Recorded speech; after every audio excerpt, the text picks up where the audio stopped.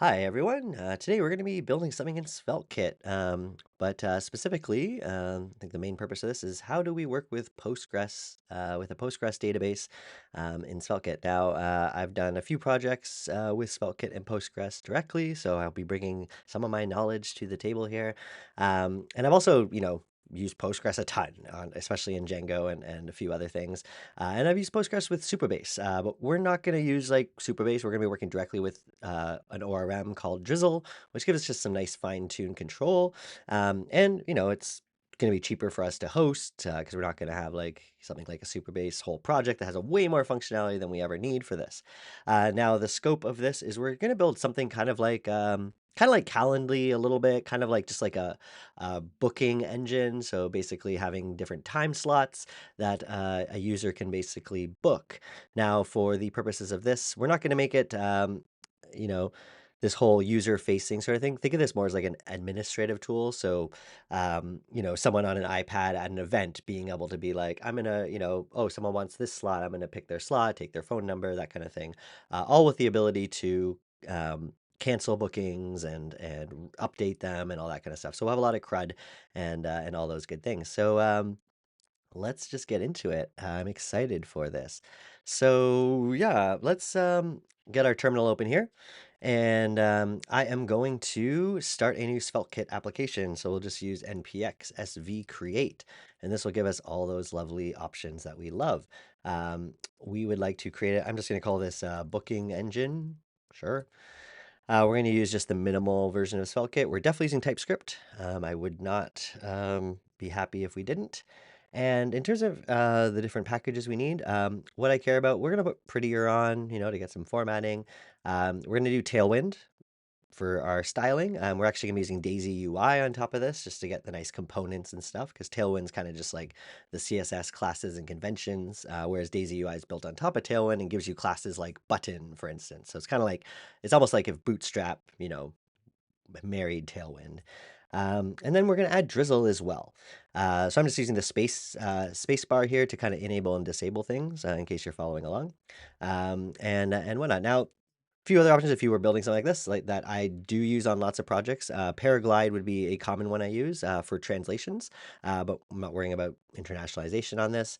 And another one that I've used a lot is things like Storybook, which allows you to have like, kind of like all your UI components be really like testable and have like kind of like a style guide to an extent. I've used Playwright before up here. Playwright is really nice for browser testing. So this isn't necessarily like unit testing, like not code testing. It's more like testing the actual what gets rendered to the screen versus something like Vitest or Vitest, which is unit testing, which is like actually testing the logic. And that's something I'll use sometimes, but we're going to keep this pretty simple right now. So those three, and we'll hit enter. I am going to enable typography and forms for Tailwind. And Drizzle, I want to use Postgres, that's great. And we're going to use just Postgres.js. I'm going to be, for the purpose of this, just doing this all locally. So we're going to have a Docker Compose running our Postgres database. My plan is to probably in production, if I was to do this, I probably would actually use Neon. But you can still use Neon without actually using the Neon package, unless you're trying to, do some of the more intense things that Neon allows. But this will just keep it flexible that we could have it, the Postgres database could be hosted just on an EC2. It could be hosted on even on Supabase, just working with it directly. It could be hosted on Heroku's, Postgres solution, Amazon, Amazon RDS. So yeah, we're just going to use that. And do you want to run the database locally with Docker Compose? Yes, I actually do. So we're gonna do that. And I'm just gonna use npm. I have been using pnpm recently. However, there's just some tiny weird things that happen, especially when I'm pushing to Vercel. Sometimes it like still tries to use npm and weird things happen. So we're just gonna keep it basic and just use, the the old, still loved npm node package manager. Here we go. It's going to do a bunch of cool stuff for us. I love SvelteKit. If you didn't know, it is basically what I'm using all the time now when I'm not doing something in Flutter. Well, it's between, I'm using SvelteKit, I'm using Flutter, and I'm using Django. And it really just depends on what I'm doing. And sometimes it's a combination of those things on certain projects.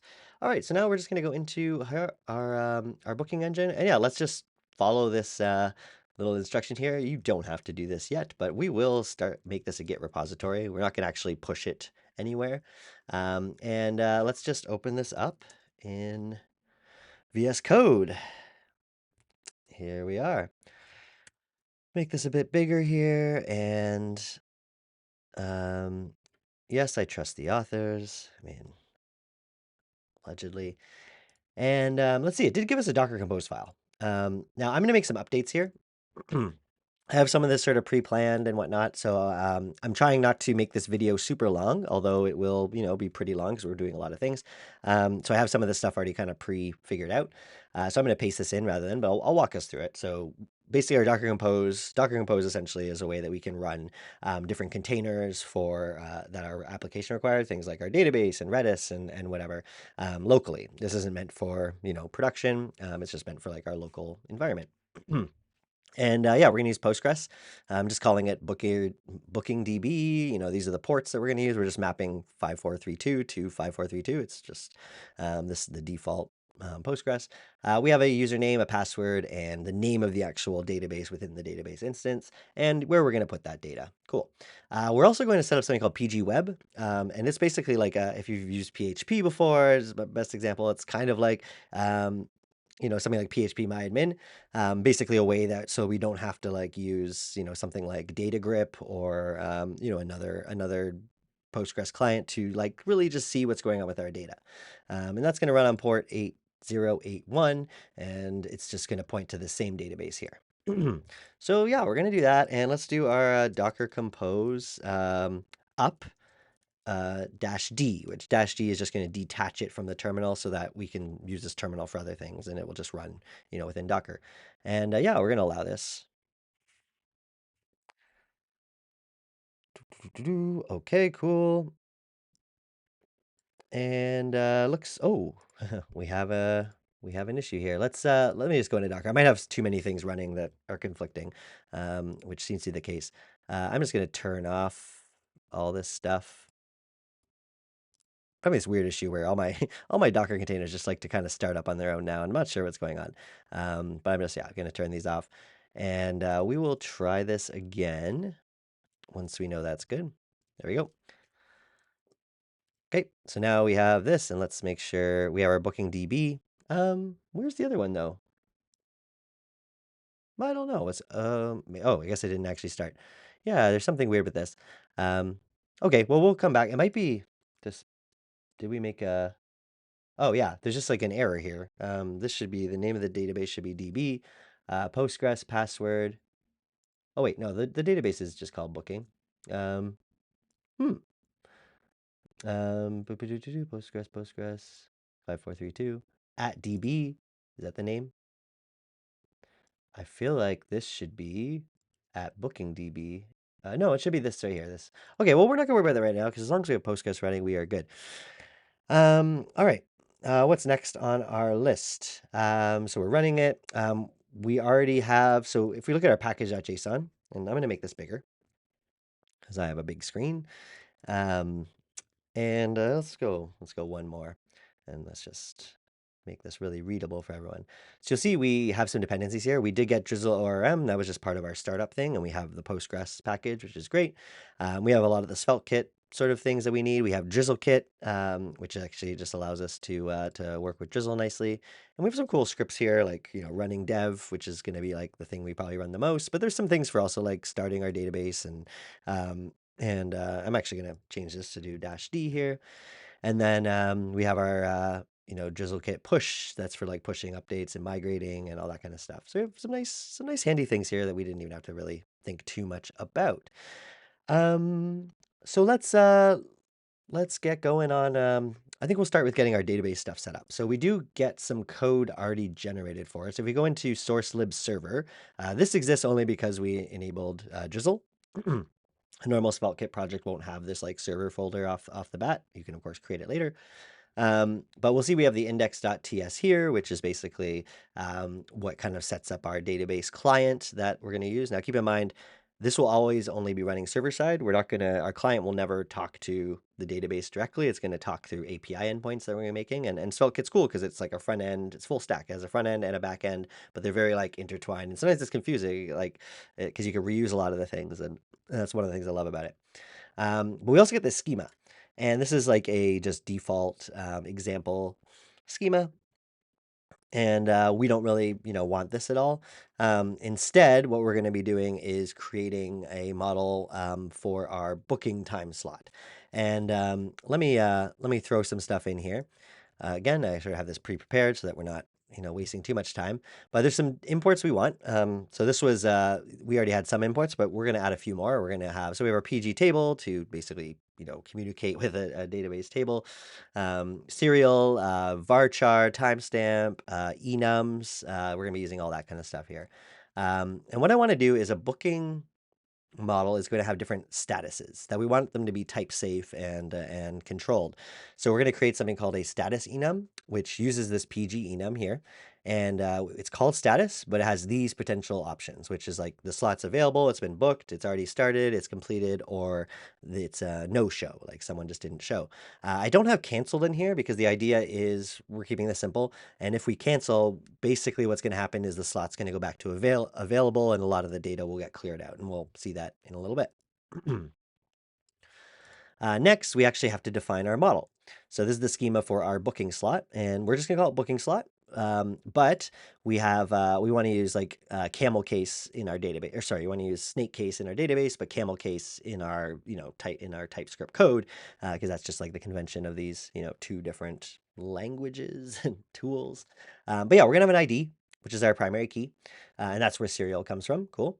Then we have our booking code. Our booking code is going to be a varchar. It's going to be 6 characters long. It's actually going to be, just for fun, a hexadecimal code. So like, a color code basically that represents it. And it will be unique as we have that there.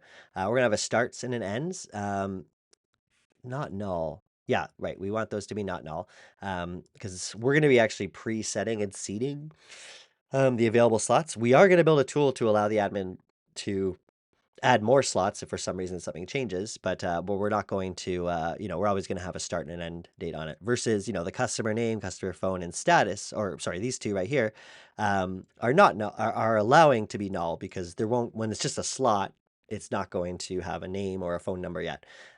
Whereas status will be not nullable because we're just gonna have a default of available and it can, switch to any of these, but it's never gonna be null. So we really only have 2 things that will ever be null, and that's great. Okay, cool. Yeah, the next thing I want to do is kind of seed some, um, just to kind of make sure this is working. And this might be just something that we use for testing. We're going to actually create a seed script. So I can put this, I think it's right in the DB folder, seed.ts. And what we want to do is we're going to have a little function to generate like a hex code. So let's just make that right here. And again, this is kind of just for really testing purposes right now. So we'll import crypto for that. And then we're going to have a function to actually seed the database.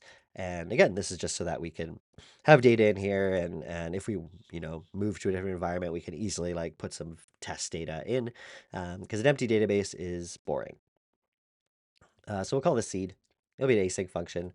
And yeah, what we're going to do is kind of just set some sort of constants here. So we'll have our, now start, we'll have a start hour and end hour. So this is like, it could start at 9 a.m. and 5 o'clock p.m. And our slot duration in minutes is 30.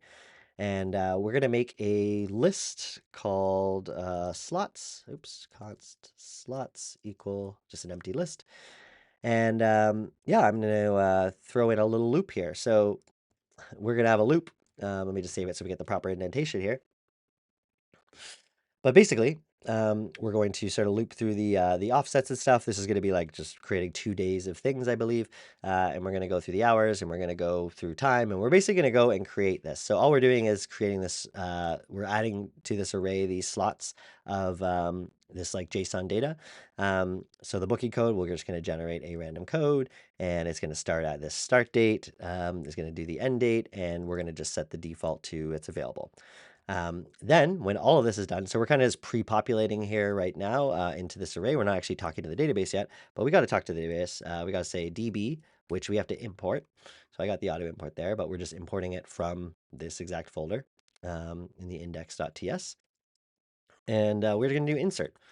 And we're going to insert, oh, should this be, sorry, this should be within the loop. Is that correct? No, I think still down here. Um,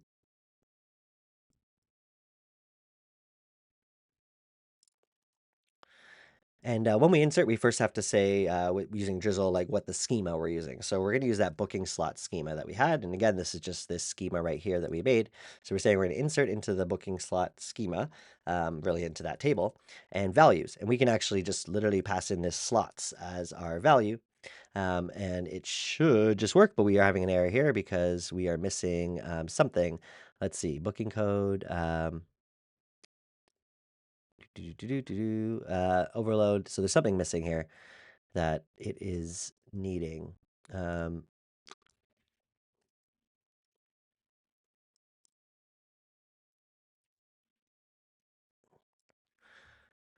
so I believe our issue here is, yeah, string is not assignable to these particular things, even though, we have available here. TypeScript needs a little bit more help to make sure that this is safe. So what we're actually going to go is go to our schema here, and we're going to also export a type here. So we're going to export type, and we're going to just call it booking status. And it's basically going to be type of our status enum dot enum values. And in brackets, we do a number because ultimately the enum in the database is just going to be stored as like 0, 1, 2, 3. It doesn't actually store it as this string for optimization purposes. So now that we have that, we're going to go to our back to our seeding script, and we're going to add some to be able to define what this is. We're going to say, hey, what are these slots? Well, they are going to be a type of a list. So that's why I've put the square brackets here. But inside, we essentially want this to match this. So booking code, we could just say is string. Then starts. Starts will be, is it a date? Yeah, we're going to be storing like an actual just date. Ends is also a date. And then the magic here is going to be having status. And status is going to be that booking status that we need to import. And now we no longer have that error. So we're kind of just telling TypeScript, hey, this isn't just an empty list of whatever. It's specifically these things. Now, if it wasn't for status, it would have actually been smart enough to figure this out. At least like this version of TypeScript or whatever.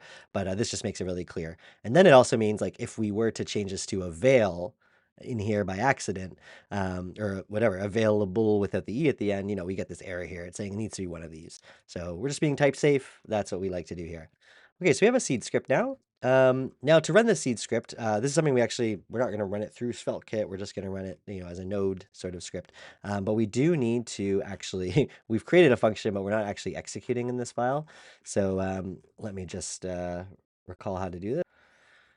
So yeah, very simply, we just need to execute this. So, we just would go to the bottom here and actually run seed. In theory, we wouldn't even need this function. We could just have this code all in line, but this is a little bit, cleaner. Again, this is just really for us to put some data into our database. So yeah, let's test this out. I'm not 100% sure if this will work the way that is. Let's do this properly. We're going to go to our scripts, and we're going to add just a db seed, I'm just going to call it. And this will basically we're just going to use ts node, which allows us to basically it's like running a node script, but specifically with TypeScript. And we want to basically do a reference to our it'd be source lib server db seed.ts, I believe is what we want to do here. Fingers crossed. So I should be able to now do npm run and just type in db seed like we just did. And ts node is not found. Okay, let's, I need to probably make that dependency. So let's just do npm install ts node. And we have uncompatible engines and all that sort of stuff. Let's figure this out. Okay, so there's a couple ways we can fix this. One, I believe we could just update and use a specific version of Node that supports this. But the way I'm just going to do it, just because sometimes we don't want to be on, super late version of Node with this. We're actually going to do we're going to run this in just JavaScript instead of TypeScript. However, we're not going to rewrite our code. We're going to have essentially two-step process. One will be, hey, we're going to build this file, and then two will be actually running it. So we're going to make another thing here called like db build seed, something like that. Um, and with this, we're going to use something called TSC.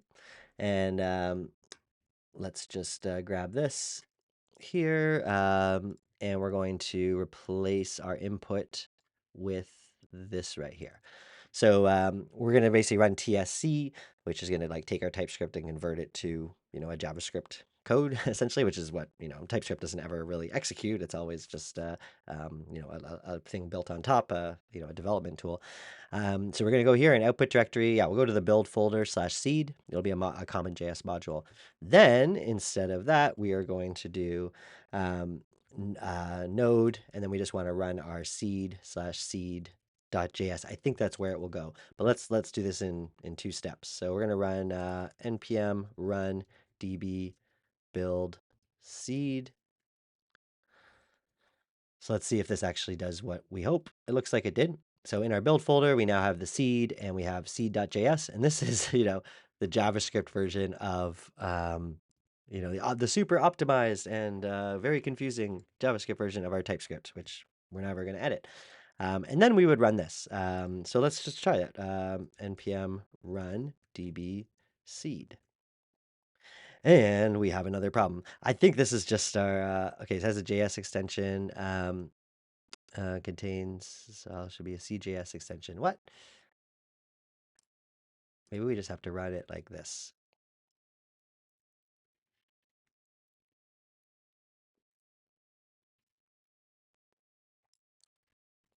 All right, so I'm having a bit of some annoying things happening here. I have decided, the community has decided that we are just going to upgrade Node and actually run TypeScript more natively. So to do that, first of all, I'm just going to delete a couple things here. I'm going to delete my Node modules folder, which we always love to do. And we're going to delete our package lock because some things will change when we do this. And I'm using something called NVM, Node Version Manager. You can install it yourself so that you can basically go NVM install, and we'll do just version 20, which I think is the minimum. I'm on 18 right now. Um, and we'll do, so we got using this. Now, what I like to do anytime I've changed what version of Node I want to use is I create in my root directory a .nvmrc file and basically paste this in. We want to version control that, of course. And then we can just do nvm use. And if you just do use on its own without actually picking a version, it looks for this file. And now, if I bring this to another computer, I won't have to like fiddle with the Node versions. And hopefully this version will work for us. And then, then we have to obviously do npm install. So I'm getting all these errors. And because I'm on version 20 now, it's going to, install slightly different variants of it. And who knows, Node is complicated. But it looks like we're good so far. Okay, cool. And let's see. Looks like our errors are gone, which is good. And if we go back to our package.json, hopefully, we're just going to get rid of our build seed. And we're going to do what we were doing before. I think, what was it? TSX. And we want to actually, put this back. We're going to grab this. We're going to, and instead of doing node, I think we were going to do TSX. Let's see. I might have to install TSX. I'm not totally sure. Let us just do npm run db seed. Let's also, before we do this, just delete that build folder. We don't need it anymore. TSX not found. So let's try npm install. And npm install TSX, I guess. Looks like that worked. All right, cool. We are closer here. Something I totally forgot to do is we need we do have this, but let's update our environment variable. We need to use the same things that this is using. So we have the user is Postgres. The password is just password. Localhost, no, we're actually hosting it on something called DB, which is just like an alias. And then, yeah, that's the right thing. And our database name is booking. So we need to have that. Now, that's not actually the error I'm seeing here, but it reminded me of this. Cannot find package env. Um, I wonder if we have to, because this is running outside of SvelteKit essentially. Um, and this is just like for us to do this like seeding and everything. Yeah, so I think what's happening here is it's trying to import in this, which because we're not running in the context of like, SvelteKit's like adapters and stuff, it can't actually get it this way. Trying to think of a good workaround here. Let's just make sure that is the problem. And let me just remember how we would do this differently. Um, we could just create like a temporary database client for like our local development. That might actually be just the easiest way to do this, so we can still keep this. So I'm gonna um, what I'm gonna do is just copy this part of it for now. We're gonna go back to our seeding script and we're gonna paste it in here. We're gonna import in Postgres. We're not gonna worry about this. We're gonna figure this out in a minute, so I'll just keep it there. And then we need to get rid of importing the DB. We need to import Drizzle. Oh, what was the Drizzle came from here. We want to make sure we get the right one. There was a million choices there. And schema, what was that? Where did that come from? Schema. Okay, yeah, we could just import star.schema from here. Now here we would just use something like, I mean, frankly, because it's just local development, we could use like process.env and all that stuff, but I believe I could just, paste this in like this. Let's try this again. No errors. All right. Well, it's different error. Different error is always good. Not found. DB error number. Is our database running? Let's find out. It seems to be running. All right, cool. Okay. So what I did, I used DataGrip to try and connect to this, and I realized the host actually is localhost. When I test the connection, I am getting it. We have DB in here. I'm a little bit confused about that, but that's okay. So we'll change this to localhost over here, but we'll also change it to our hard-coded one that we're just kind of using for this test script. And hopefully, we actually get this to go now. Okay, cool. Different error, different error. Awesome. And oh yeah, this makes sense. We missed a step fully. So we're trying to insert data into a table that doesn't exist yet. We need to, of course, make that table. So what's great about using Drizzle is we don't have to like manually write SQL or like, go into some editor to create the table. It supports migrations and stuff like that. And if we go to our package.json, we should see our DB migrate, which is not, maybe that's what we use. Let me just look at my notes. Like we definitely use that. I think there's a step before though.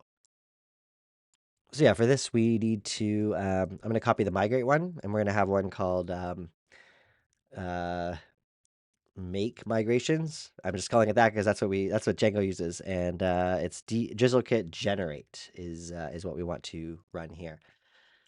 So let's just try that. Npm run db make migrations. Cool. So this created a file in our Drizzle folder right here. And this is the SQL that, we need. So it's creating a type for us of the status, and it's creating a table, which is what we are missing in that last step. So now what we want to actually do is run db migrate, which will actually go and create the migration. And let's just make sure it's here. So I have DataGrip. I'm going to, you can use any DB client for this, of course. And let's see. Let's open up this Postgres public. I know this is a little bit small. Can I make it bigger? I don't think so. Not easily, at least. Public. Oh, wait. Am I in the right one? Postgres public. Oh, did it not actually generate it? Let's refresh.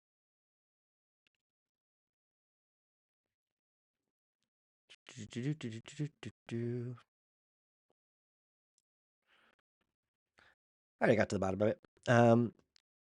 I simply just when I was setting up this test connection, I used Postgres as the database instead of booking. So nothing was showing up. I mean, stuff was showing up, but not the database I made. But yeah, everything is good now. So I just updated that there. It worked. I ran the script, the DB seed script. It actually created us, 32 of these like time slots that are all kind of offset based on our script, and has the columns here and all that kind of stuff. So I think the hard part is over. The rest is going to be really easy. There'll be no more issues. So let's figure out what's next now that we have a working database. All right. So next, I think we're going to create some of our API endpoints so that we can then build a front end around something that's already real instead of mocking stuff. Back end first, front end next. So let's go back to VS Code, and we're going to go actually write some SvelteKit code now. So inside our routes folder, I'm going to make a new folder called API.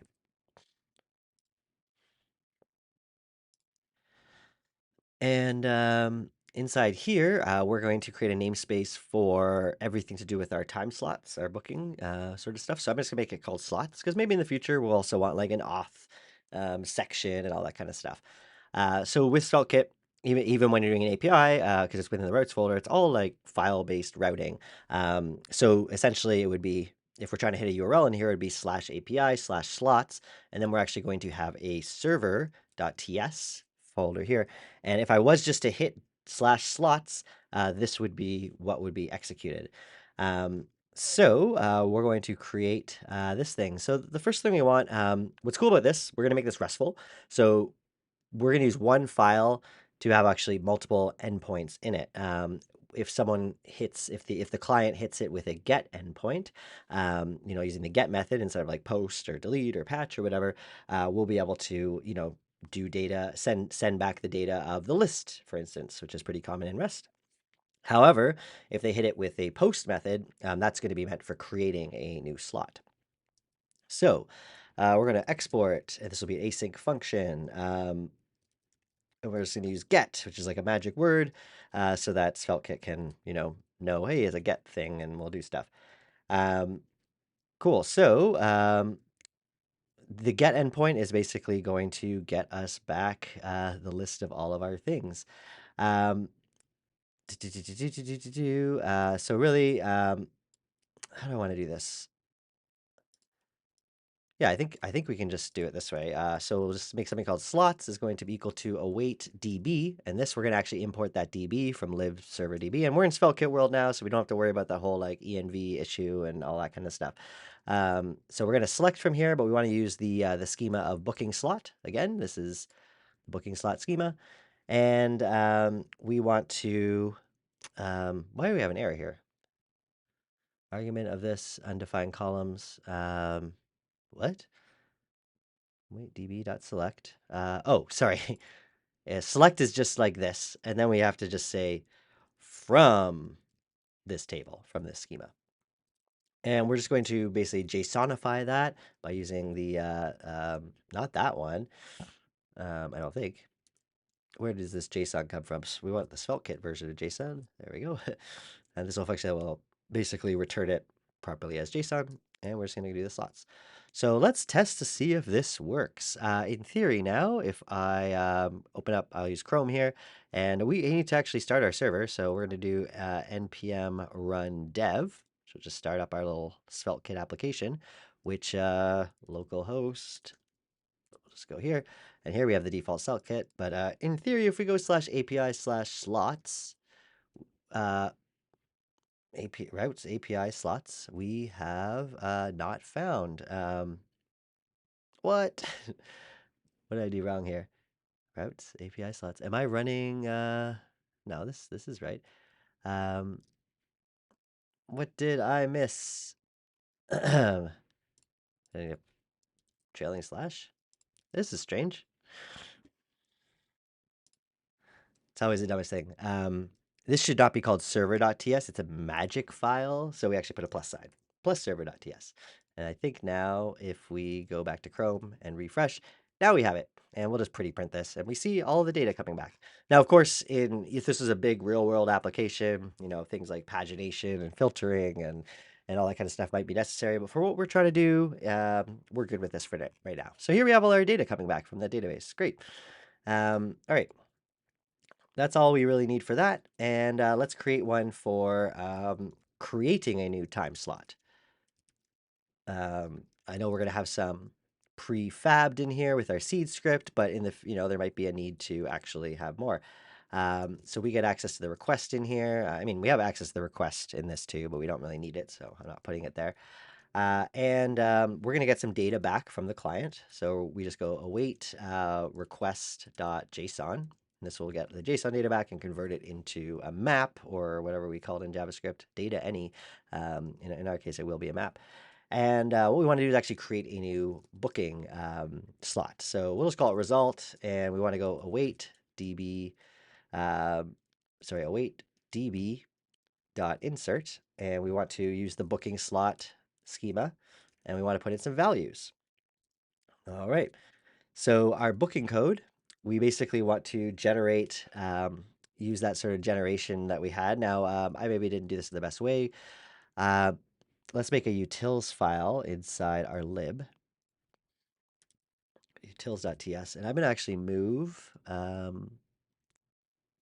this generate hex code function to our new lovely utils, and we just have to make sure we actually can export it, and we need our random bytes.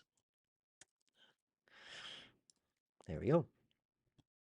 And over here, we're going to have an error because we need to actually have that imported. So let's do that.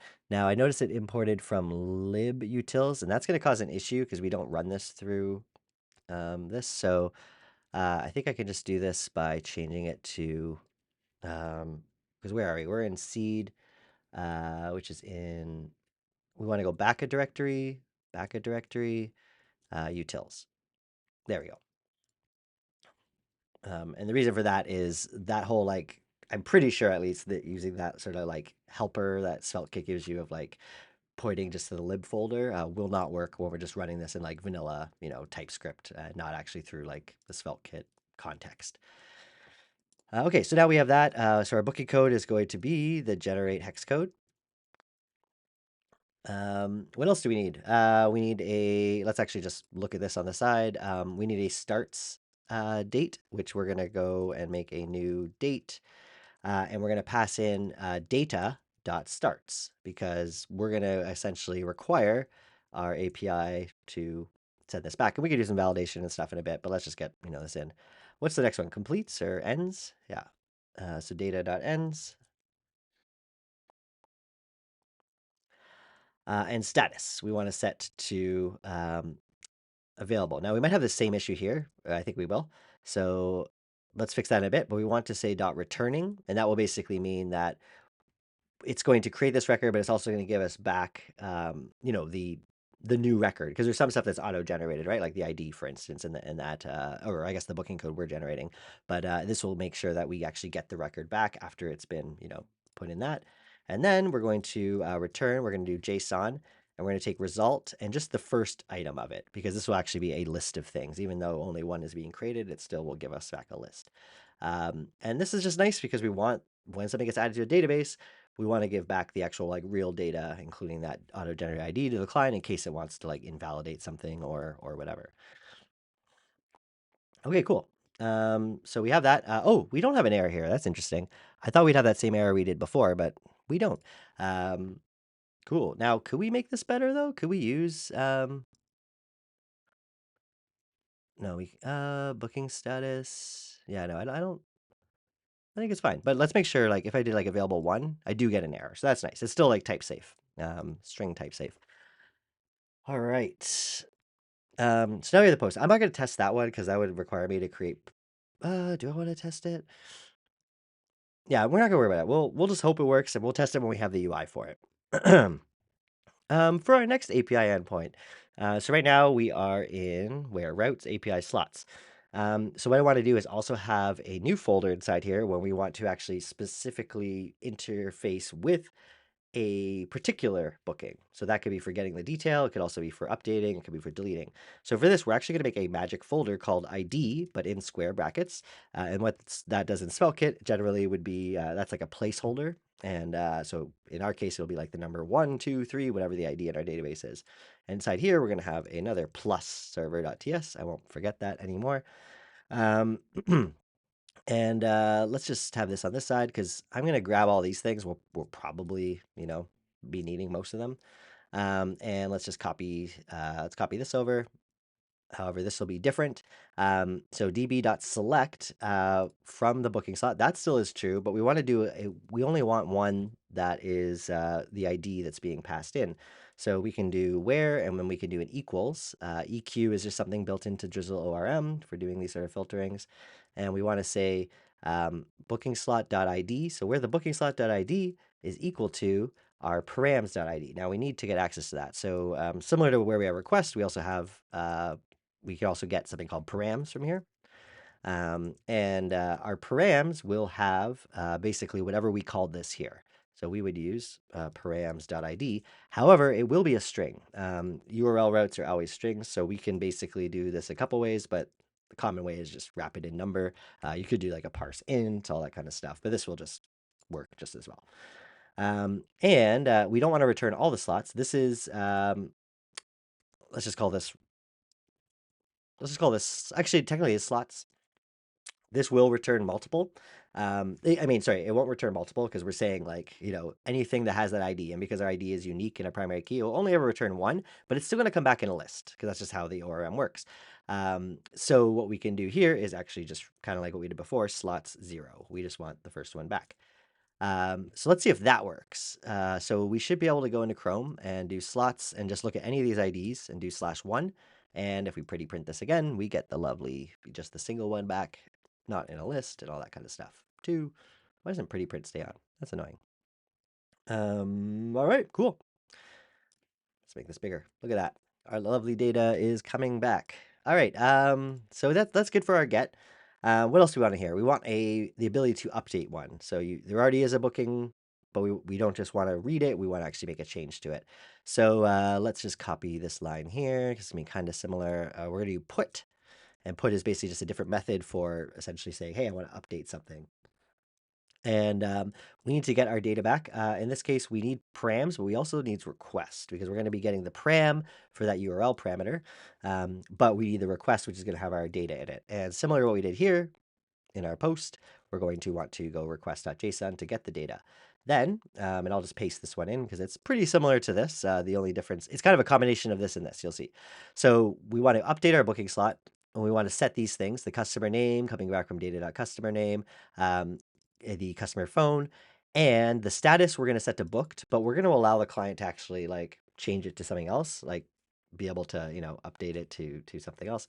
And all should be good there. So there we go.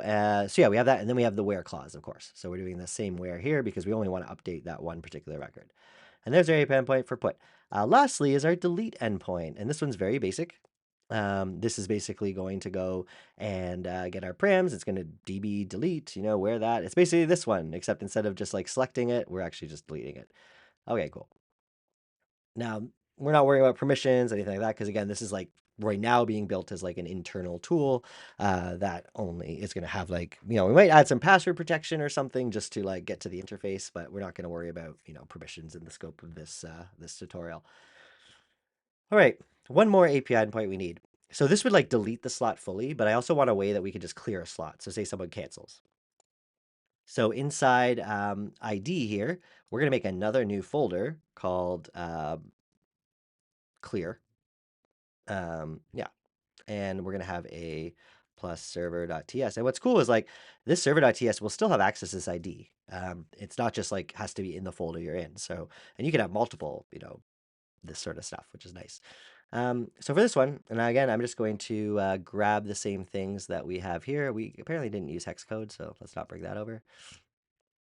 But we'll grab these, and we're going to make another. This will be a post function, because anytime we're like editing data, we don't want it to be a get request. That's dangerous. We want to make it post, make it more serious. And for this, again, good to paste this in because it's pretty similar to what we've done before. And we need to obviously have params here. And actually, we don't need request in this case because there's no data coming up. We're basically just going to hit this endpoint with post, and we're going to wipe out the customer name. and the phone number and set the status back to available.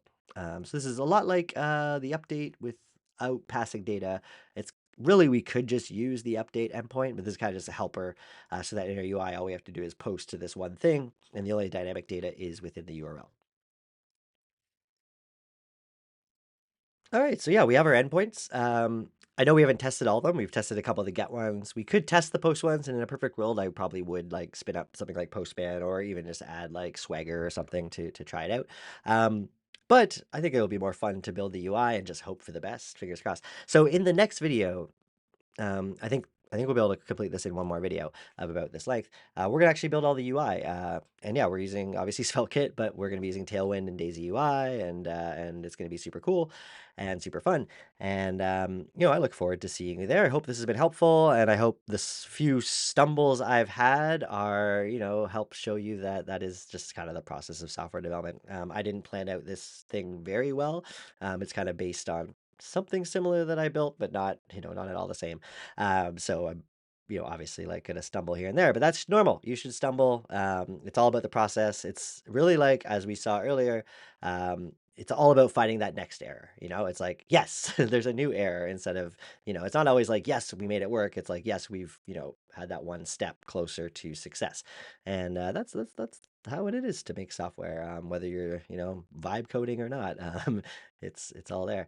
All right. So yeah, thanks for watching. And, watch the next one right after this because I'm probably going to put these out at the same time. So hopefully it's ready now. If it's not, it'll be coming out very soon. And yeah, so please like, subscribe, comment, share with your friends, and enjoy making software.